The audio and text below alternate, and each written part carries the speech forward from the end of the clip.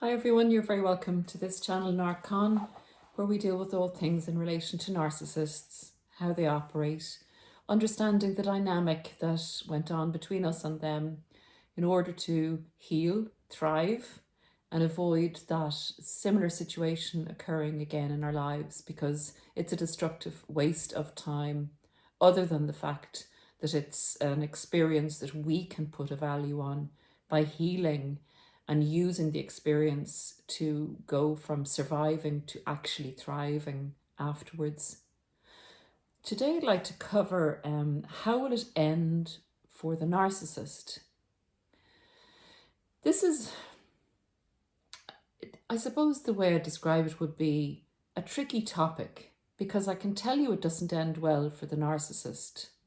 And in a way, sometimes because they've done so much damage to people, so much destruction in one person's life or many people's lives, we seek the validation that knowing that this wrongdoing has consequences. So I guess the podcast will give validation. That's not the intention necessarily, even though it's good for us to know that there is some justice at the end of all this. I hope it will elicit at some point in your healing a kind of a compassion. And it's not necessary if you feel at this stage, I'll never forgive what's happened to me. That's a valid, point of being after this experience. But I'm going to get into what I believe is the normal trajectory for the general commoner gardener everyday narcissist. And I will just put in the fact that there are some narcissists who are extremely talented and will probably get to the top of their, profession or vocation. There are other narcissists that are intellectually very clever and that understand that they are narcissists and will seek to damage limitation on the whole that their narcissism has over them. But in general, the majority of narcissists, and don't big the one you had up into being more clever than they actually are. I'm talking about the exceptions to the discombobulation and the deterioration of the narcissist are few and far between, and even the clever ones don't always end up in a good position. So just to start this off, I'm just going to very, very basically describe the creation of the narcissist in order for you to really get into the explanation and understand it. Narcissists are met in their early lives, like all of us, like so many of us, with some degree of some type of trauma that we have to deal with. There's very few of us that get away with not having had gone through some difficulty in life. But the narcissist's way of dealing with that is to decline whatever is coming at them, not try and understand it, but to look at the person that's perpetuating the trauma or having control over them and making them feel really, really bad, and deciding they're going to be that person and that there's nothing wrong with them. In fact, they're pretty damn amazing, which is good in a positive sense, to think these good things about ourselves, but not to the extent a narcissist does into informing a personality disorder, because it is so much in extremis that it is not healthy. So they decide that they are perfect beings. They will not entertain any criticism whatsoever. That's the way they kind of go to the extreme.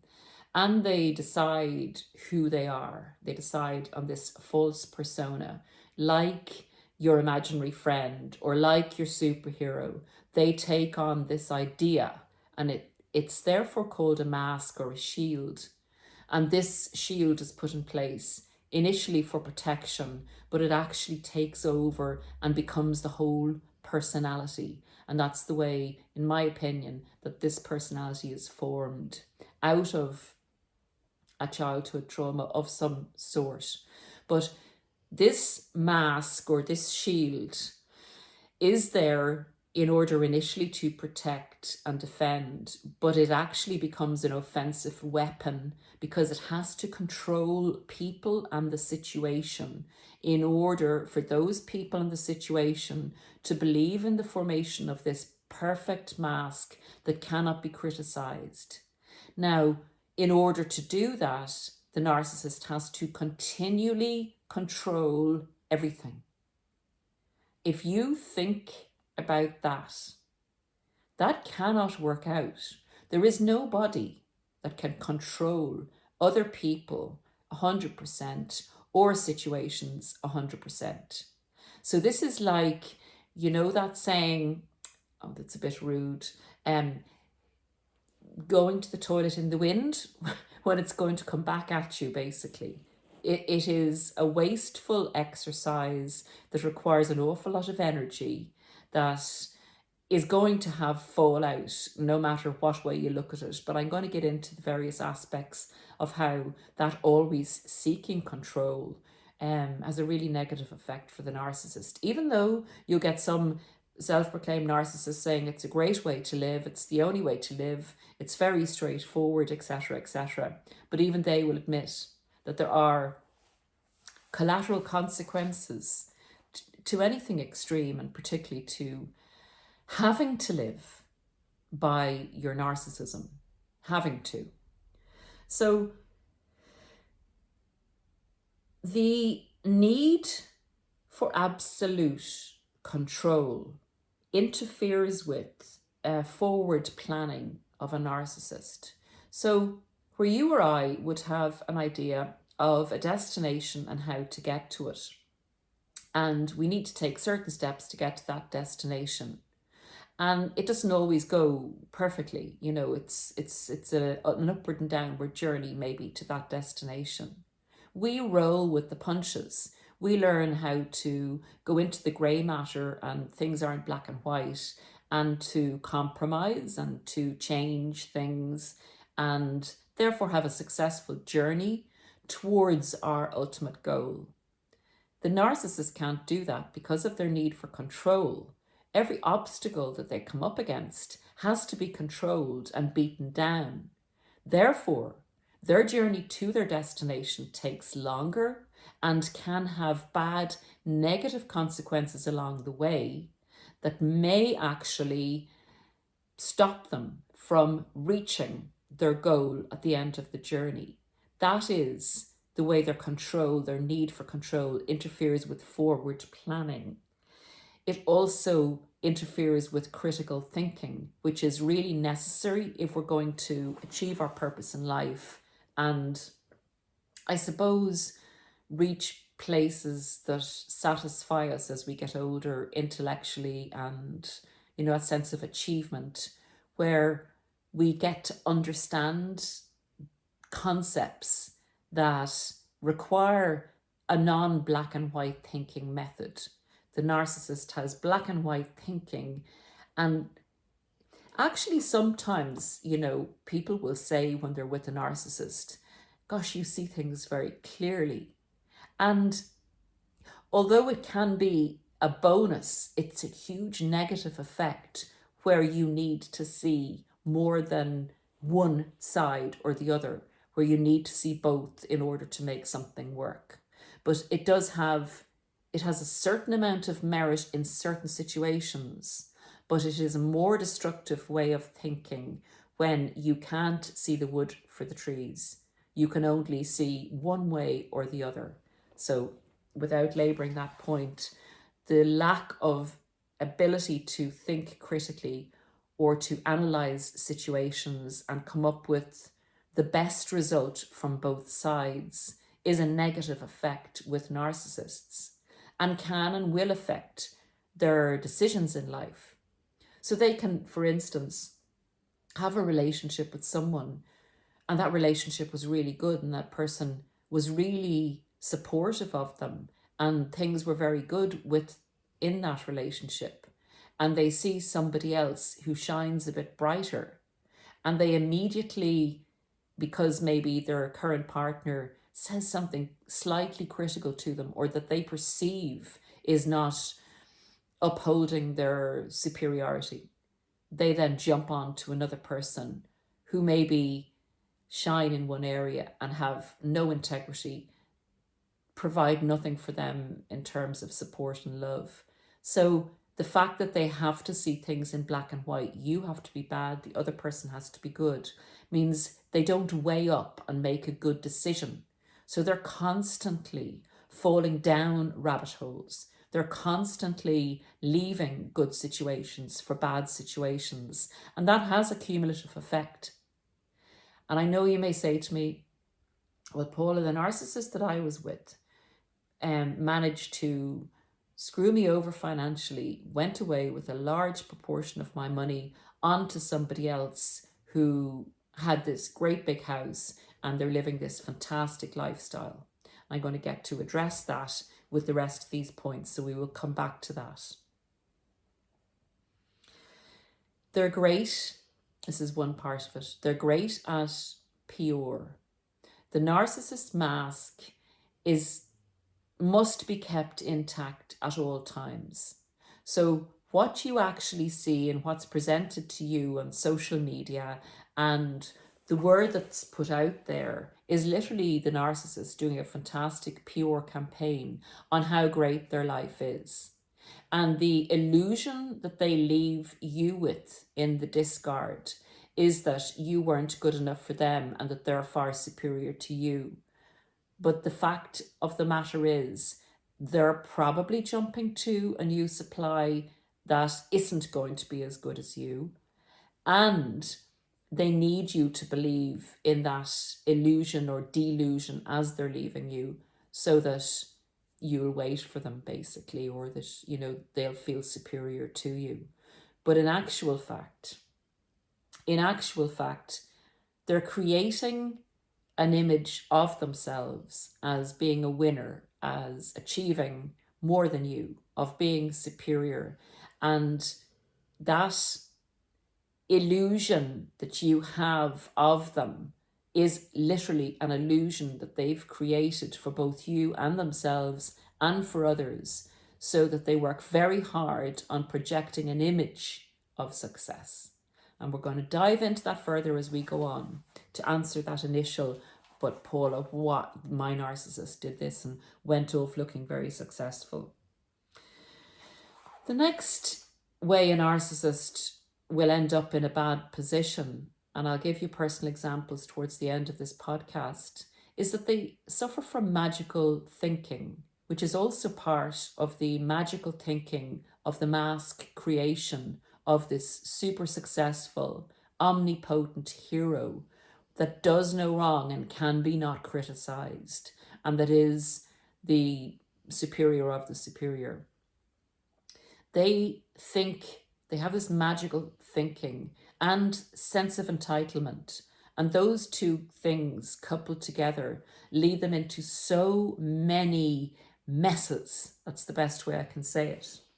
They'll go into risky businesses, and that's why sometimes you'll see some narcissists succeeding.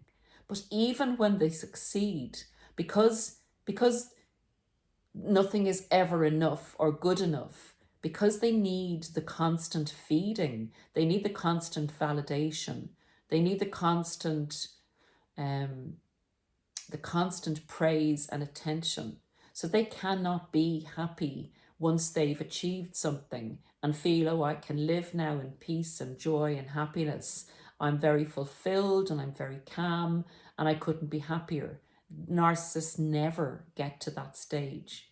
They get to a stage of feeling empowered, but that doesn't last because there is no one behind the mask. This is a constant parasitic, energy-sucking type of existence that is literally hologrammatic, if I can say that. It literally needs constant electricity to run it, and it needs to create constant illusions that you believe in order for it to exist. So you are, and your belief in it continues to help it exist.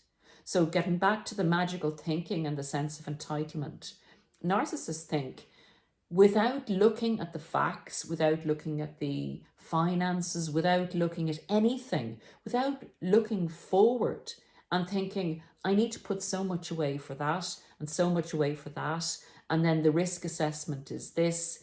They just go full pelt at things. They go full pelt at setting up new businesses, full pelt at investing in crazy ideas without any thought to stability or security, because they have magical thinking, because they believe they can do anything and they will succeed at everything, and that they're entitled to have an easy ride and make lots of money without doing any work, and just throw your money at their new ideas or enterprises. And these things fail time and time again. Time and time again, the narcissist will be in financial destitution states. They do put other people in these states because they're always hungry to rebuild their lives after each disaster that they go through. And this is a continual pattern with very many narcissists. So please leave in the comments if you have recognized this pattern in someone you dealt with. But this is a part and parcel of the personality. The magical thinking and the sense of entitlement make them unrealistic risk takers. And you will often see them destitute. You'll often, in fact, people that are really down and out sometimes will be boring their people in similar situations that have gotten there through no fault of their own. They will be boring them with their tales of, when I used to be this, I used to have loads of money, I used to do this, I used to do that. You know, that kind of person? Generally, and oftentimes, these type of people will be narcissists, but they'll be speaking about how they're going to make their next fortune, even when they're homeless.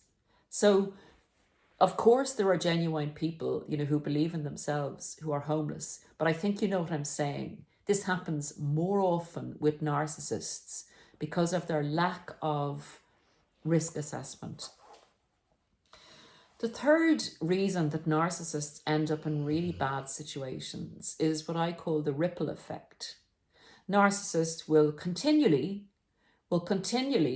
have to control situations, and that means anybody whose boundaries they've pushed so far that actually stands up to them and says no more, or who actually comes looking for revenge or to avenge themselves. Eventually, when a narcissist goes through life and has done the dirt on so many people, that ripple effect can gather momentum, and what they've put out comes back in so many different ways, interconnected ways. Just as if you put out good energy, it comes back eventually. It's a cumulative ripple effect on throwing a stone into a pond. The ripples will go out until they smooth over and come back to the place of flatness or peace. Things you do come back to you at some stage and in some ways. Number 4 is the aging somatic narcissist. That's a narcissist that has solely relied on their looks and charms, physical charms, in order to maintain control of other people and get their needs met. That's what they're solely reliant on. They're not reliant on their intellectual abilities, although sometimes that is part and parcel.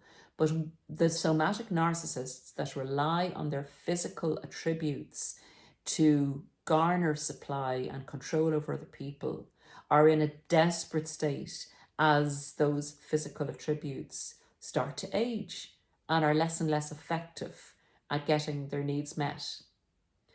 Again, a lot of narcissists, and not only narcissists, so please don't take this the wrong way, but a lot of narcissists will have multiple surgeries, physical, plastic surgeries, because it is essential that they maintain their power and control over people.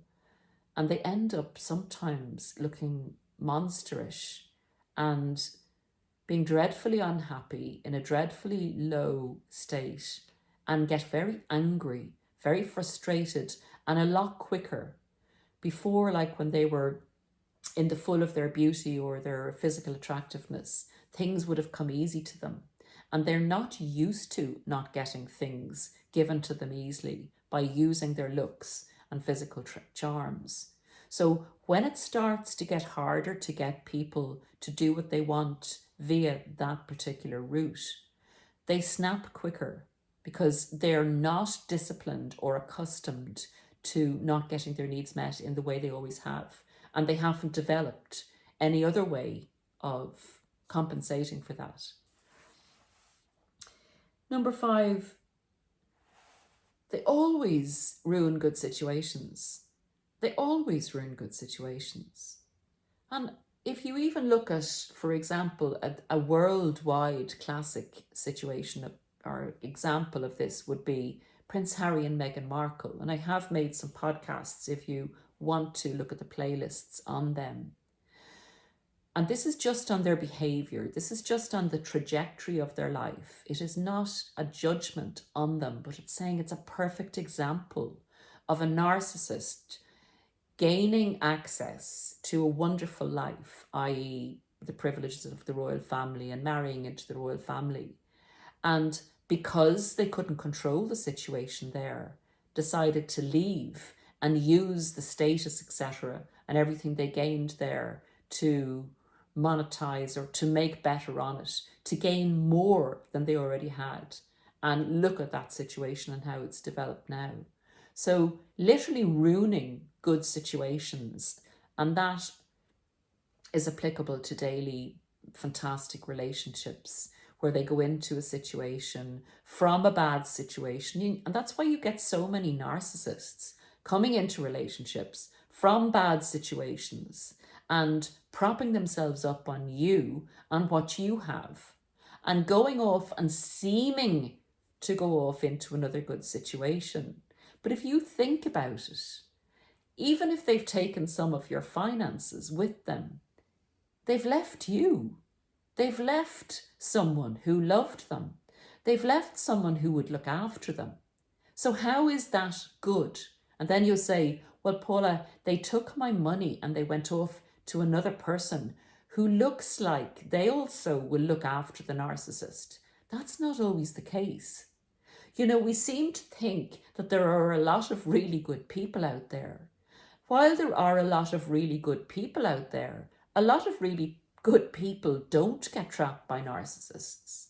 A lot of narcissists trap other narcissists.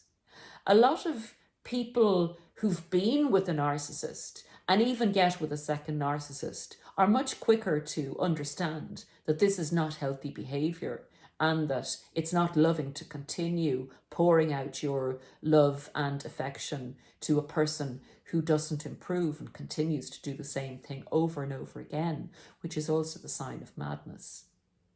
Never learning and continuing to go round on a cycle, which is what the narcissist does, a cycle of behavior. It's a behavior pattern cycle. They always go from love bomb to devalue a person, to discard them and to hoover, and back around. Every relationship they have in their lives is based on this behavior pattern. Some of them go slower than others. Sometimes the friends go through only a minor devaluation and are hoovered without being discarded. But it's the same old thing that they do all the time. So our perception is important, how we perceive things. You know, we tend to, when we're discarded by a narcissist, and guilty here as well, of thinking exactly as they want you to think. We believe in the illusion that we're not good enough, that they're going off to much better things and everything's going to work out for them. And believing that perspective keeps us trapped in the discard phase where we can't move on. And that's exactly what we're set up to do. That's exactly what the narcissist wants. So it's really important to understand that we create our own reality. And we need to look at this and analyze the situation and understand the truth, and then take the truth forward into our lives on a daily basis, where we say, I am good enough. I was too good for the narcissist. In actual fact, I put my boundaries in place, I was healthy, and the narcissist couldn't face that. They wouldn't allow me to be me, they wanted to control me, and now they're going off to somebody else to do the exact same thing. They're also going to come up against the same thing with another person, because you can't control a person 100%. It's just not possible to control another person. You may temporarily do that, but it's not possible. So the narcissist has left a good person and a great situation, and they're going into the unknown. We do not know if they're gone off to another good person. We do not know how long that person will put up with them. We do not know if that person will actually reject them. And I will give you an example of exactly this towards the end of the next few points. So number 6 is the narcissist is filled with hate. They are filled with hate and shame, and that was the beginnings, the origin of the false persona that they created. They met a situation that they didn't know how to deal with, but they decided that they were going to hate. They decided they were going to hate instead of be curious about it. They decided that they were perfect and they hated the other person, and anybody that would tell them they're not perfect, they will hate. That's black and white thinking. So they're filled with a sense of everybody else tries to harm them or does them down, and they need to fight continually to put everybody else down and in their place and keep them under control. So that's not coming from a position of love. That's coming from a position of, I don't care what I do to you so long as I control you. So long as I'm in control. I don't trust you because I don't trust myself. It's all projection. I don't love you. I'm not going to love you because I love myself. I have to love myself. I don't love anybody else because nobody else is worth loving. All you want to do is get one over on me, says the narcissist in projection. They're filled with hate. They have to lack accountability. The perfect mask cannot be criticized and cannot be responsible for anything wrong. That's the way it was set up. Very, very kind of stupidly, in a very kind of a dumb way, if I can say that, in that it's way too simplistic. It's way too heavy. It's way too like sack of sand.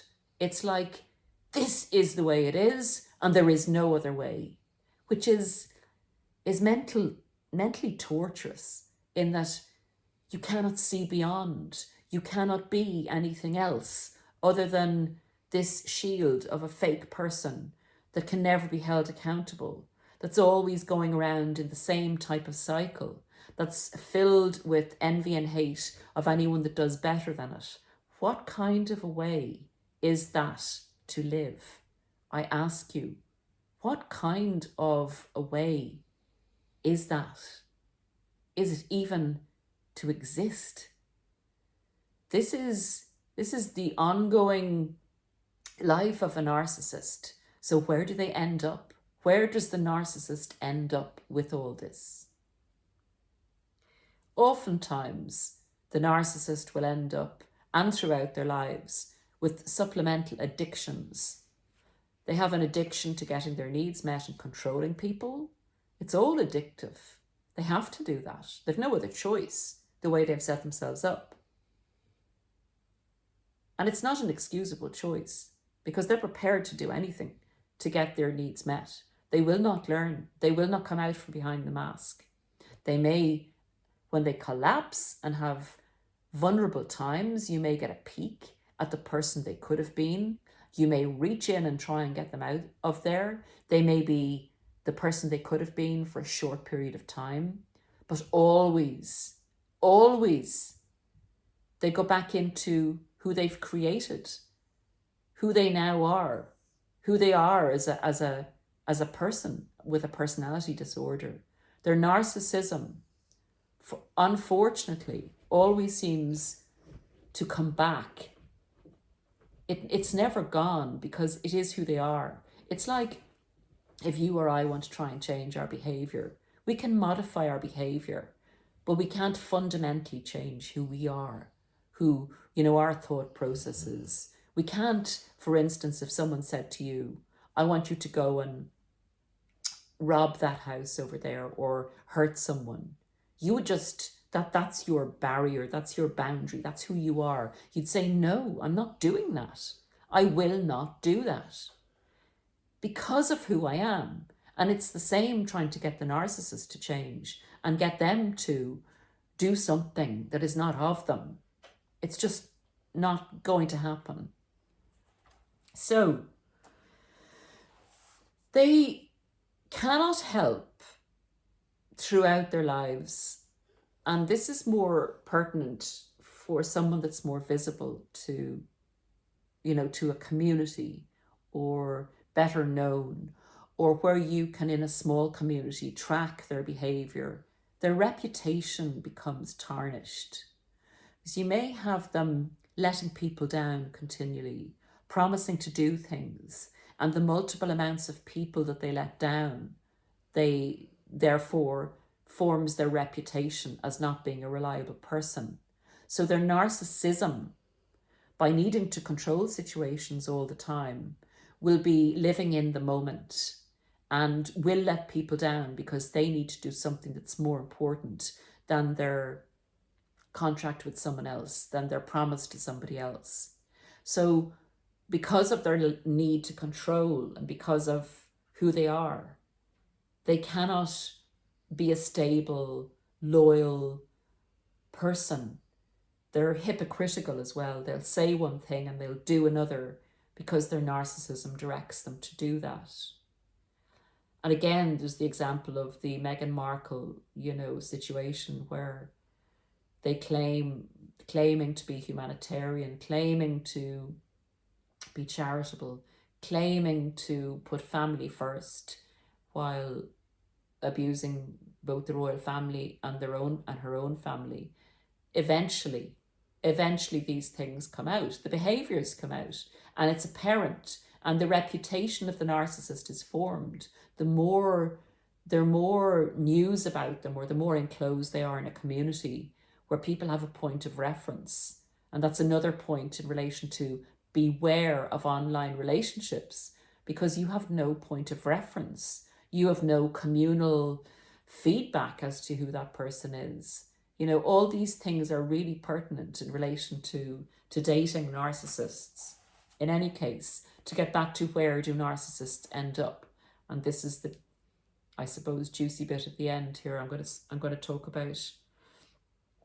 Oftentimes narcissists pick the wrong person to mess with along the way. They may get away with, say, having 4 relationships or 4 jobs or whatever, and it's that fifth one where the person is another narcissist, or the person is of a criminal mentality, or the person just decides, this is not going to happen to me, I'm going to get revenge or avenge this situation, and they happen to be clever enough to set the narcissist up for a fall.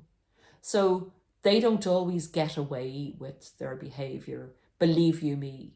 In fact, it's more often the case than not that they don't get away with it, and more often the case than not that you don't see that. So bear that in mind.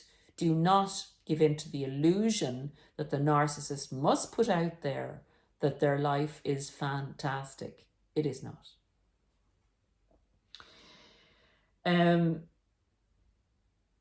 People, I'm getting to the end now, what happens to narcissists in the end? This is what happens to narcissists in the end. As old age creeps in, the cumulative effect, and before, but particularly in this situation, the cumulative effect of their life's destructive path catches up on them. People stay away from them. Their reputation is out there. They're disliked intensely. They find it harder and harder to get their needs met because they can no longer pull the wool over people's eyes. They meet their comeuppance in various situations throughout their lives. They often end up with addictions that are so bad. I'm trying to put this the right way because it's YouTube. Addictions that are so bad that their health is so severely impacted that they can't recover. They often end up on the streets because of the bad decision-making processes that they've engaged in throughout their lives, their excessive risk-taking. They often end up with really bad relationships. They often end up, and I'll tell you now about one narcissist that I know that left a really good situation and a really good relationship. And I remember hearing a year later that same narcissist had multiple relationships after the relationship, I guess trying to fill that void or fill that space that they'd left. They ended up dating a lot of people, meeting people online, which is again a hunting ground for narcissists. And within the period of a year, set up house with two different people, and it didn't work out.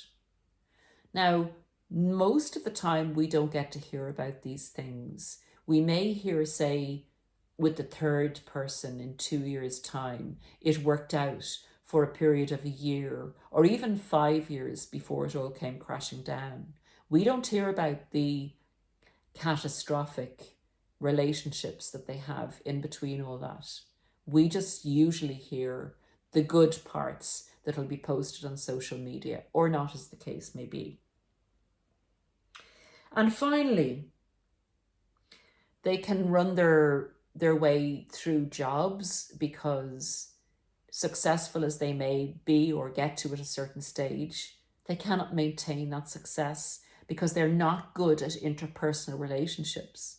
So if they can't control or manage successfully people that they work with, eventually their lack of skills, lack of people skills, or they often will make the most of a situation in work because of their entitlement. They will feel that it's okay for them to dip into the till, the cash, side off some of the product for themselves. You know, the general theft, I suppose, mismanagement, all those things that go along with their narcissism and feeling entitled to take and entitled to steal and entitled to reframe that as they deserve it so that they can have it. All these things lead to job loss, lead to bad situations, lead to property loss.